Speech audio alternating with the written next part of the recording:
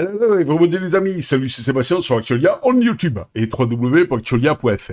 Alors aujourd'hui sur Actualia Tech, on va parler de voitures électriques et en fait, si vous avez pu remarquer, de plus en plus de constructeurs, reviennent en arrière, préfèrent vous vendre de l'hybride, de l'essence hybride, c'est-à-dire en fait des moteurs hybrides, c'est-à-dire vous avez de l'essence plus un petit moteur électrique pour la ville et les faibles trajets, les trajets à faible vitesse, du moins, voilà.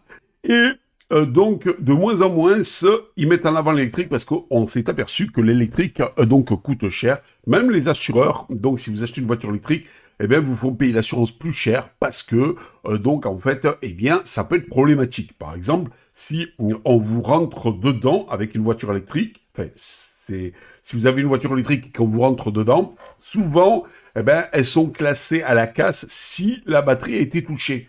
Parce que on ne sait pas encore réparer les batteries. Définir si la batterie est vraiment endommagée ou pas, si une cellule est abîmée ou pas. Donc, dans le doute, et comme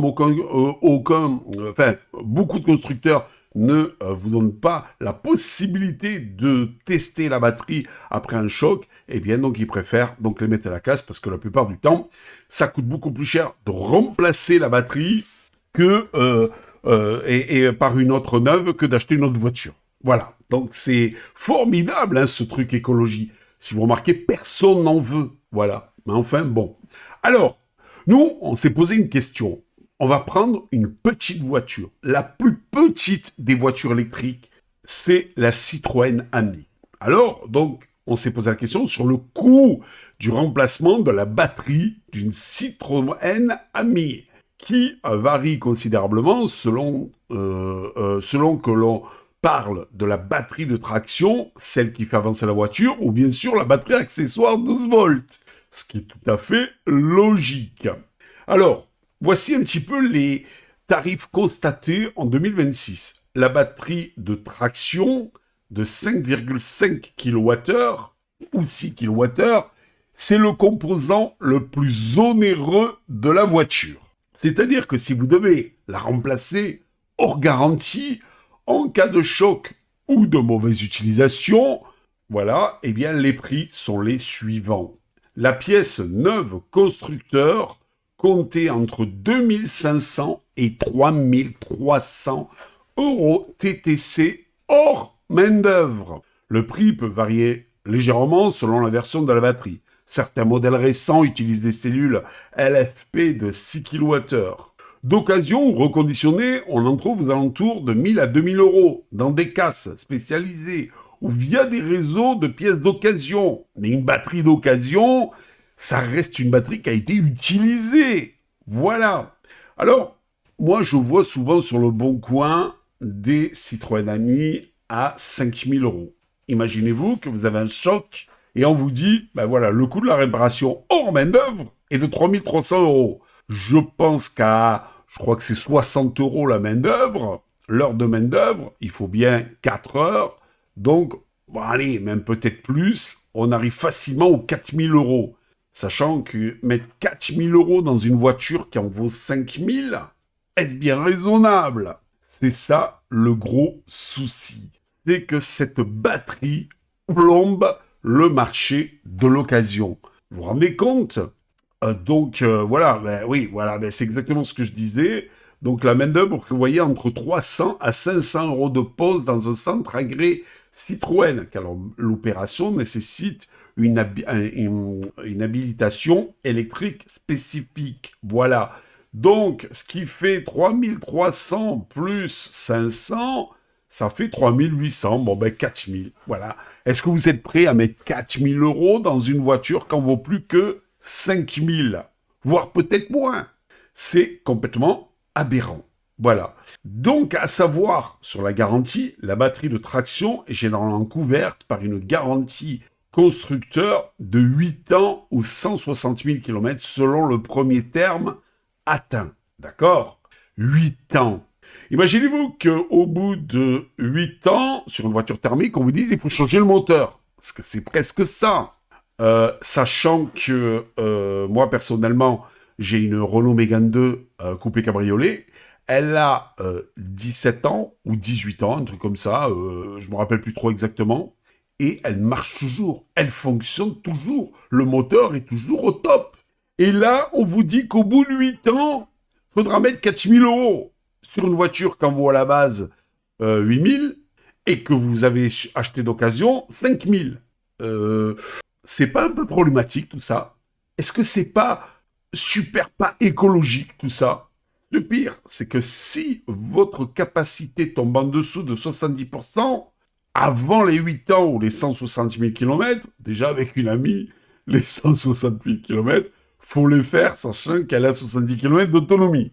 Mais bon, c'est soit 8 ans ou 160 000 km. Si vous avez dépassé un de ces deux paliers, ils sont pas fous les gars, eh bien donc vous êtes hors garantie.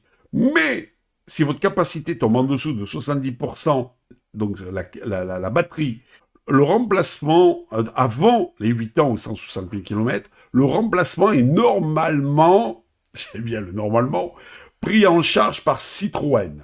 La batterie accessoire, elle, de 12 volts, cette petite batterie qui alimente les phares, les essuie-glaces et l'écran de bord, elle est beaucoup moins chère. Le prix varie entre 70 et 150 euros. Installation très simple à remplacer soi-même ou pour quelques dizaines d'euros en garage. Résumé des coûts. Estimation 2026. Type de batterie, prix de la main-d'œuvre totale estimé pour la traction aux alentours de 4000 euros et pour la batterie 12 volts, allez, on va dire entre 90 et 120 euros. Si vous achetez une amie d'occasion, demandez toujours un Health Report, c'est un certificat de santé de la batterie de traction pour vérifier son niveau d'usure. Alors, apparemment, pour l'ami, c'est possible, mais pour certaines voitures électriques, non. Toutes les voitures électriques où vous ne pouvez pas avoir un certificat de santé de la batterie, c'est pas la peine. Fuyez. Voilà. Sachez aussi que de plus en plus de constructeurs vous jouent le fait de la rapidité, récupérer 80% de votre batterie en 20 minutes ou des trucs comme ça. Un conseil, évitez les charges rapides. Les charges rapides sont des killeuses, sont des tueuses de batterie. Ça abîme énormément la batterie puisque ça la fait chauffer dès que vous faites une charge rapide. D'ailleurs, beaucoup préconisent une charge lente, même pour votre téléphone. Vous savez, les téléphones, là, vous avez la possibilité d'avoir une charge rapide aussi et tout ça. Prenez toujours donc la charge lente. Moi, je charge mon téléphone tout simplement sur un port USB. Comme ça, je suis sûr que c'est une charge lente. Je l'utilise toute la journée et à la fin de la journée, toute la nuit, je le mets en charge lente. Et c'est pour ça que j'ai toujours un 6A de chez Monsieur Pixel, de chez Monsieur Google, un Pixel 6A qui a une batterie nickel. Pourquoi? Parce que j'y fais attention. Voilà. Un téléphone, ça se charge la nuit, ça s'utilise la journée et ça se recharge la nuit. Voilà. Si vous êtes toujours en train de vous amuser à charger votre téléphone n'importe comment, n'importe quand et en charge rapide, vous êtes sûr que vous allez tuer la batterie. C'est pareil pour une voiture. Bon, ça tombe bien, la Citroën Ami n'a pas de charge rapide. Mais moi, je vous parle pour les autres voitures électriques. Voilà. Donc, quand on voit ça, on se dit que la voiture électrique n'est pas si écologique que ça. Vous vous rendez compte, pour un choc sur une batterie, eh bien donc la voiture part à la casse, classée économiquement irréparable. Vous vous rendez compte que si vous achetez une voiture électrique, eh bien vous allez payer plus cher votre assurance. Cherchez l'erreur. Pourquoi? Parce que les assureurs ont dit que ça coûtait minimum 30% de plus les réparations sur une voiture électrique. Cherchez l'erreur. Moi, je sais que, par exemple, il y a une dame qui avait donné, sans faire exprès, un coup sur l'écran de... vous savez, ce fameux grand écran que vous avez là, donc sur la Tesla. Ben, elle avait donné un coup sans faire exprès dedans et elle avait pété l'écran. Coût de la réparation, 4000 euros hors main-d'œuvre. Je sais pas, mais regardez combien coûte un écran. Vous prenez un 34 pouces, on est loin des 4000 euros. Et là, un beaucoup plus petit écran sur une Tesla, c'est 4 000 euros.